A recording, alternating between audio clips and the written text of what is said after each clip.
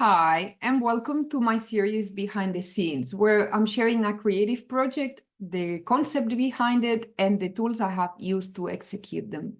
Today, I'm sharing with you a personal piece called Script Alphabets, which I developed for a course in Barcelona under the same name, called Script Alphabets, Grow, Branch Out, and Flourish. The idea behind this piece is to share with the students the process of adding weight into a script alphabet and what are the things we need to consider while adding weight and things that are going to be modified. The process is done by hand with pencil and paper, although it can also be done with Procreate, but you can use the tool of choice that it works best for you. Then after the pencil sketch, we are jumping on the computer and vectorizing using glyphs and talking about a few tricks that I use to help me with the spacing and with smoothing some curves. So let's go. I'm going to share my table now, and we are going to be talking about the starting point. So the sentence that we are working with is called script alphabets. This has been developed right after learning about copperplate calligraphy and using a pointed, flexible steel nib and ink, so that we have a clear understanding of the alphabet ratio and where the thin and thicks are based on the act of writing. So now what we are doing in here is basically only taking care of the structure of the alphabet, the bone structure, or the X-ray, as I call it sometimes. Now we have an X height of 20 millimeters, and then we have the same ratio for the ascenders and descenders, and also for the cap height. This historically will be called a round text, which is type of round letter forms used for bigger sizes and for titles. As I mentioned, you can use Procreate, but the way that I work the fastest is by using precision eraser, which you can find in any art stores, and a mechanic pencil. And I will share with you also a portable lightbox I use as well with this system. So I use 100% recycled paper. And of course, if you care about the environment, you will probably want to jump on Procreate. So up to you, whatever is the best method. So in here, I start with a capital S and a capital A and start to create the entire alphabet, making sure that the space, the counter spaces are regular, as well as the spaces between each pair of letter forms. I have a cursive R, which is very good for me to, it gives me always a lot of options for customization. I have an S, which is another word, letter that is very, very beautiful, and it gives me a lot of choices for customization as well. I have 3 ascenders, a T, and a two short P's. And to make sure I introduce some variations, the first P is an N-shaped P, and the second P is a round P. Okay, so this is version 4.1, because I already did other exercises. So this is my 4th exercise, 4.1. Now let's introduce the next weight by hand. Okay, so in here you can see how from the monoline version, we are slightly introducing weights. So I'm being very shy about the introduction of weight, so the contrast is moderate. And you can see that I have also introduced some weight on the right-hand side of my loops. Because I have taken this decision, I am also going to introduce some weight on the right-hand side of the E. In here, it hasn't been introduced yet, but as the weights start to get bigger, I will make sure that I introduce weight on the right-hand side. If I were going to vectorize this shape, I will make sure that I add some weight in here as well. Okay, differences. You can see the counter spaces are slightly getting smaller as the weight of the letter forms slightly increase. Now, 4.3, so we can compare the two weights, top, bottom. Now we are going into a higher amount of contrast. I'm increasing the amount of weight coming on the down strokes you see that I now introduce some weight on the right-hand side of the I of the E. And of course, slowly, the lettering is gonna start to increase in length, because as I start to add more weight, I'm going to need to space the letter forms a little bit more. Again, the loop of the R, which is now, which has now some weight on the left-hand side, it gets bigger. Same as the loop on the B, the eyelet of the B connecting to the E is slightly getting heavier, as well as everything starts to get heavier.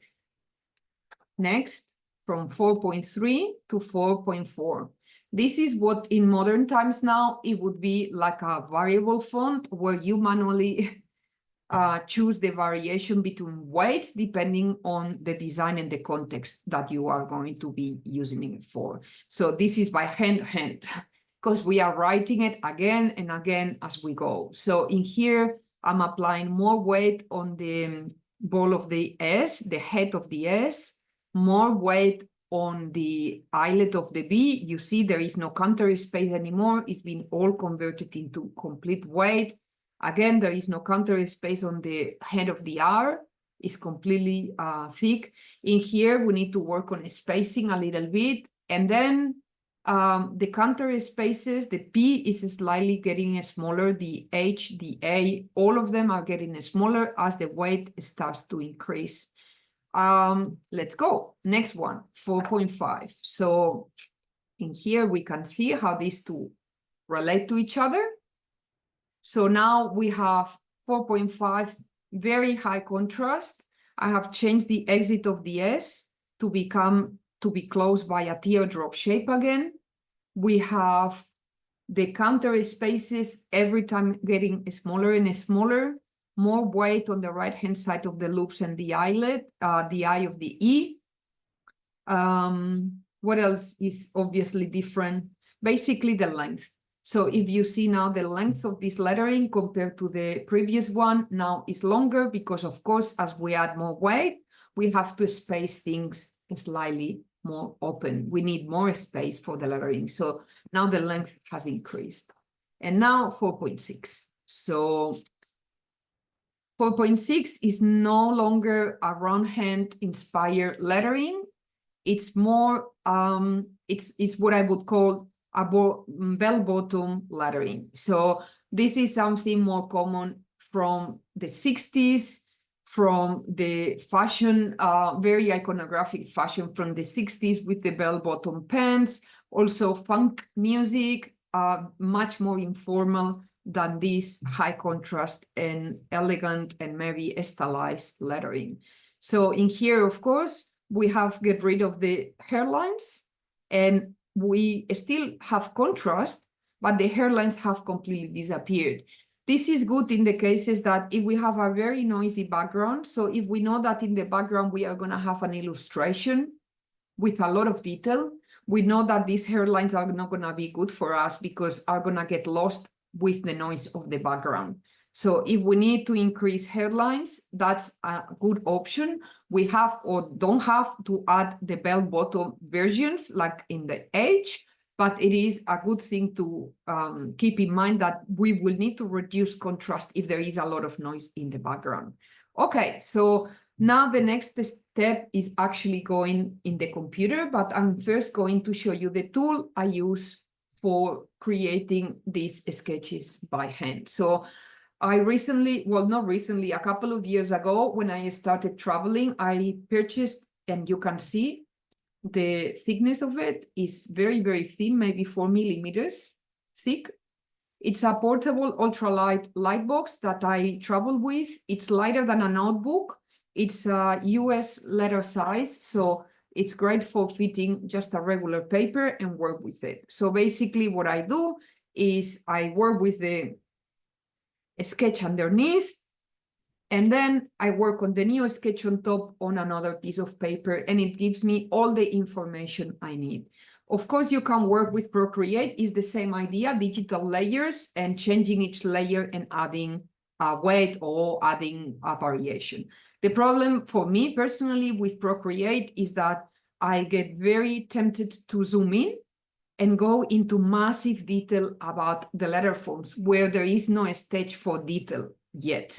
So with paper and pencil, I can only zoom in as my eyes get closer to the paper, but there is no way for me to keep doing like 800 or 900% zoom in and get caught into detail at a stage that is not required. Now, I'm gonna stop sharing my table. And now the next step is I'm gonna share with you a couple of tricks I use for vectorization. So first of all, I'm gonna be sharing my hand sketches and what do I do with them. So one of the tricks that I use to help me with the spacing is actually scanning the pencil sketches and inverting them. So as you can see in here, I'm now working with a black background and a white line. This allows me to see problems that I couldn't see before. And I think the reason is because the white is where the light comes through. So I see like highlighted things I couldn't see. So this is the first version of the monoline alphabet. And then in here, I see the first introduction of contrast. And I'm already seeing that in here, I have a problem of spacing. So I need to open the space between capital S and my C. Second level of contrast. And you see how the letters are really bright because of inverting them. Third level of contrast. I see in here that the B, the eyelet of the B is too close to the E. So I need to make sure that I will open up the space in this pair of letter forms. High contrast, the highest of all, still with hairlines and how the lettering is working so far. And then we have the bell-bottom version where there is no longer hairlines.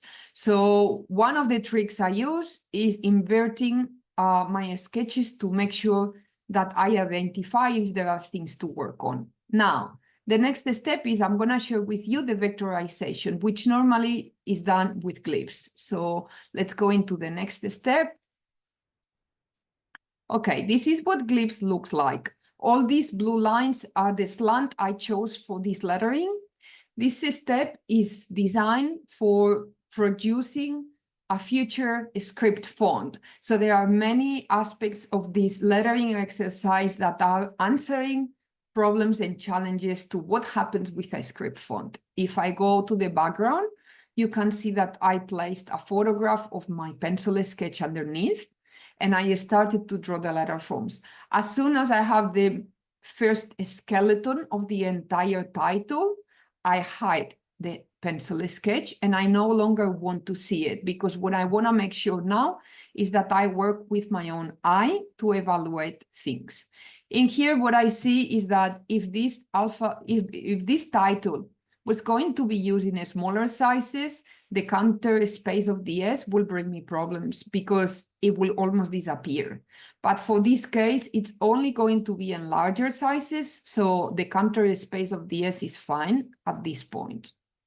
Okay, now what I'm going to do is share with you the Illustrator file. So a lot of the times I copy the vectorization from Glyphs to Illustrator, and then for some reason, by changing the software, it allows me sometimes to see things I couldn't see before. So I'm going to share with you my Illustrator document.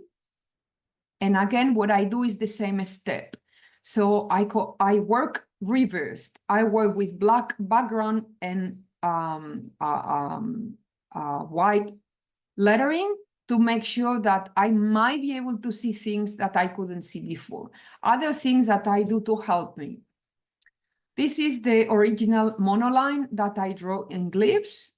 And now, when the lettering is very, very thin, like in this case, a lot of the times look good. But as soon as I increase the stroke weight, which is the second case, I already see things that are gonna give me problems depending on the usage of this lettering. So I see that in here, this curve on the left-hand side of capital S looks more or less okay. And as soon as I increase weight, I start to see that this curve needs a lot more work. That's number one. Number two, I see that now by increasing weight, the loop of the H is too close to the shoulder of the H. Same as the loop of the B is too closer to the eyelet of the B. So this, depending on the usage, might give me problems, so I might need to change it. Now, this one, of course, is the very, very high contrast version of the alphabet. So I vectorize using glyphs and copy and paste it in Illustrator. And this sometimes is just an evaluation step. So for me to see and go back and forth between glyphs and Illustrator, sometimes it works fine. Maybe it's just me, maybe some of you use the same technique. And now the last one is actually the lettering I showed you previously with glyphs. Pasted in here. You see that the pieces of the letter forms are individually done, and this will be very clear if I go to the preview mode, and you can see that I haven't merged the lettering yet. Each stroke of the lettering has been drawn separately, so it gives me room for modify things if I really need to. So in here we have the 4 weights, and that's the end of this video. I hope this is very helpful, and I'll see you again in another one. So thank you very much for watching.